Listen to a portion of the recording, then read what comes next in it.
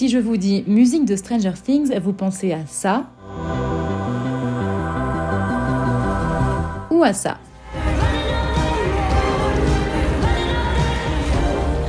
Mais depuis la diffusion du tout dernier épisode le 1er janvier, ce n'est plus Kate Bush que les fans écoutent en boucle. Un autre artiste culte des années 80 connaît un regain de popularité grâce à la série Netflix depuis l'épisode final, Prince.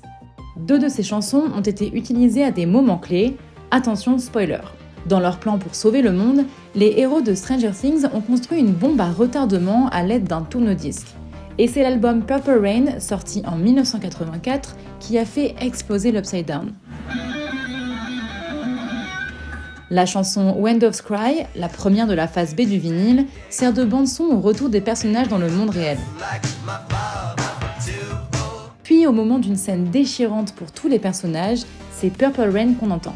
Il s'agit de la dernière chanson de la phase B du vinyle, celle qui déclenche les explosifs.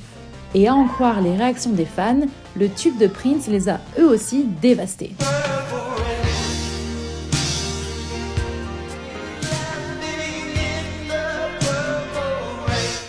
La musique a toujours joué un rôle important dans la série, et les créateurs ont mis longtemps à choisir l'album qui marquera la destruction de l'Upside Down.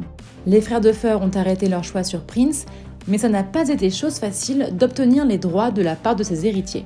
Les chansons n'avaient jusque-là jamais été utilisées dans un film ou une série, en dehors du film Purple Rain dans lequel jouait Prince. C'est finalement grâce à l'aide de Kate Bush que Matt et Ross Duffer ont obtenu les droits, comme ils l'ont révélé à Netflix. Et comme pour la chanteuse britannique, les morceaux de Prince utilisés dans l'épisode final connaissent désormais un second succès. Le 1er janvier, après la sortie de l'épisode, Spotify a observé en France une hausse de 181% d'écoute pour Wind of Cry et 131% pour Purple Rain. La chanson Heroes de David Bowie, utilisée pour le générique de fin, a elle enregistré une hausse de 86% le jour de la diffusion. Un morceau bien choisi pour la fin des aventures des jeunes héros, même si certains fans auraient préféré entendre End of Beginning de Joe, qui n'est autre que Joe Keery, l'acteur qui joue Steve.